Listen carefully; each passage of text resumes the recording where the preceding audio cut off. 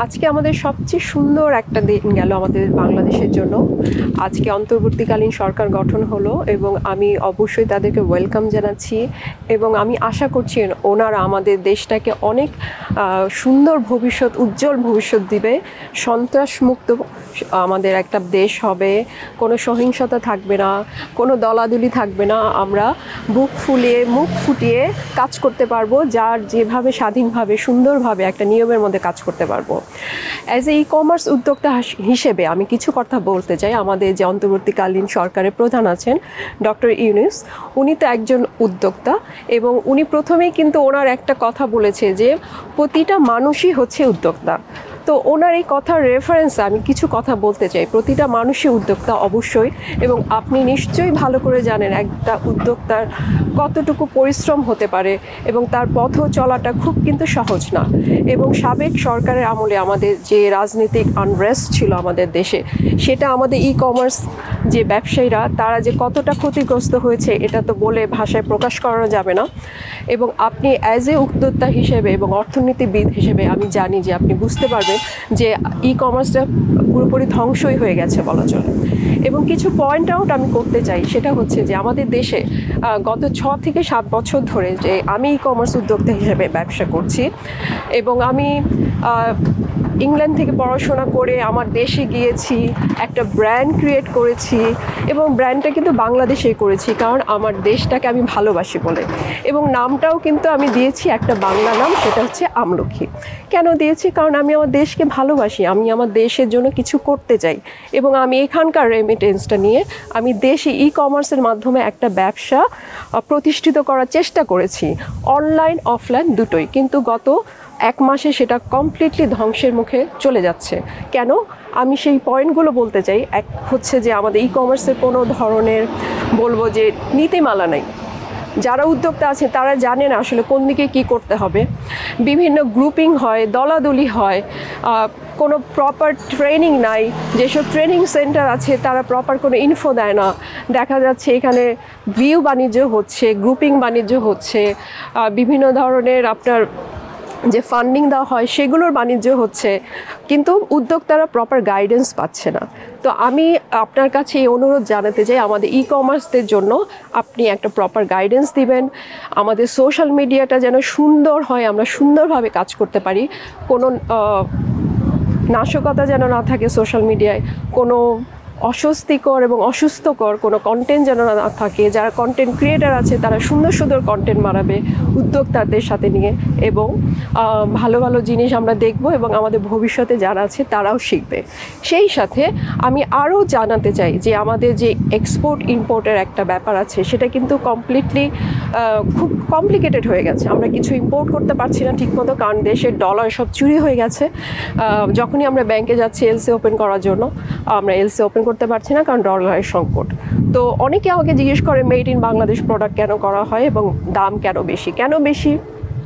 আমি বলবো কারণ আমাদের র মেটেরিয়ালস দিয়ে যেটা বানাই সেটার দাম অনেক, কারণ সেটা আমাকে ইম্পোর্ট করে আনতে হয়। তো ইম্পোর্টটা আমি করবো কীভাবে যখন ডলারের দাম অনেক বেশি, এবং ইম্পোর্ট যে করে দেশে ঢুকাবো সেটাও অনেক কমপ্লিকেটেড। তো সেই জিনিসগুলো আপনি দেখবেন। এবং আমাদের যে ই কমার্সে উদ্যোক্তা যারা আছে তাদেরকে ট্রেনিং দেবেন, হোয়াট ইজ এক্সপোর্ট ইম্পোর্ট। এই ট্রেনিং সেন্টারগুলো আমি বলবো, অনুরোধ করবো যে সরকারের মাধ্যমে কোনো ইনস্টিটিউট করে জেলায় জেলায় উপজেলায় বিভিন্ন সিটিতে এক একটা করে ইনস্টিটিউট করার জন্য যেন ই কমার্সের উদ্যোক্তারা সেই ট্রেনিংগুলো পায়, এবং কিভাবে ওয়েবসাইট চালাতে হবে, কিভাবে সোশ্যাল মিডিয়া চালাতে হবে সেই ট্রেনিংগুলো যেন পায়। ই কমার্সের উদ্যোক্তারা এখনও কিন্তু সরাসরি অনলাইন ট্রেড লাইসেন্স করতে পারে না।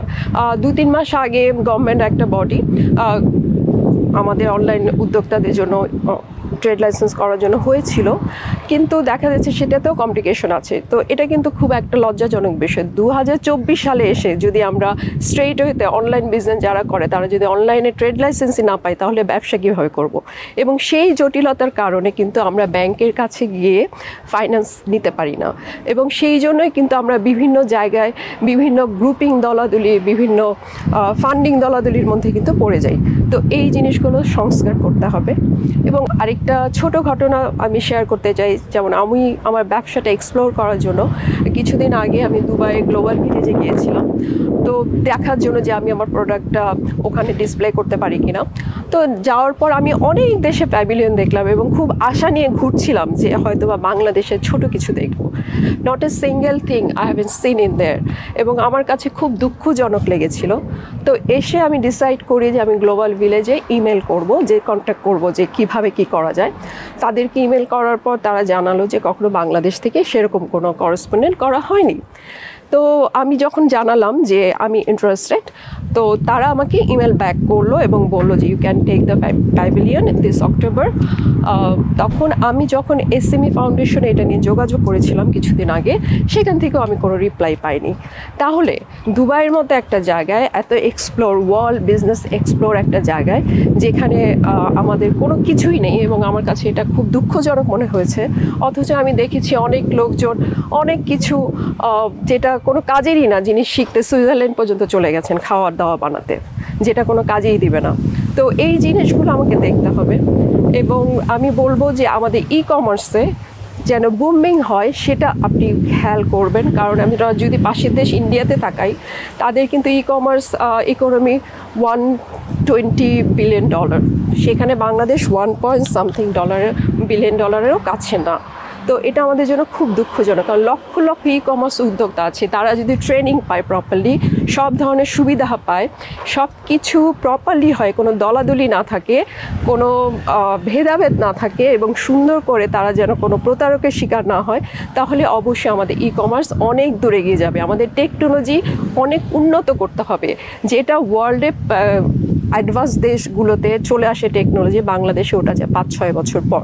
এটাও কিন্তু একটা দুঃখজনক। এখন পর্যন্ত বাংলাদেশের মানুষ ওয়েবসাইট থেকে জিনিস কেনা অভ্যস্ত না, তারা কমফোর্টেবল ফিল করে না, এবং তারা জানেও না যে কিভাবে ওয়েবসাইট থেকে জিনিস কিনতে হয়। তো এটা আমাদের জন্য কিন্তু লজ্জাজনক।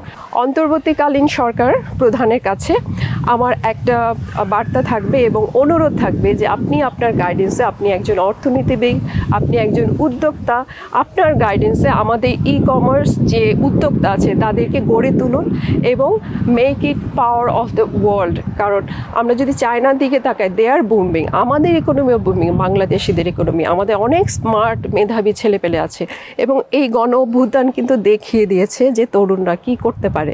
তো ওয়াই নট ই কমার্স? ই কমার্সের যে ধ্বংসটা আমরা দেখেছি সেটাকে ফিল আপ করতে হবে। অনেক ই কমার্স উদ্যোক্তা আছেন হয়তো কথা বলছেন না, তারা জানে না, তাদের রিপ্রেজেন্টেটিভ হয়ে আমি আজকে এই বার্তাটা দিলাম এই অন্তর্বর্তী সরকারের কাছে যে ই কমার্সের দিকে আপনারা তাকান এবং এটা নীতিমালা ঠিক করুন। এটার সাথে জড়িত যেসব জিনিসগুলো আছে, ইনস্টিটিউট, মার্কেটিং, বিজনেস, সব কিছু যেন সহজ হয়, সবাই যেন বুঝতে পারে, এই জিনিসটা আপনারা আমাদেরকে সহায়তা করুন এবং সহযোগিতা করুন। এটাই আমার আজকে বক্তব্য ছিল। ধন্যবাদ।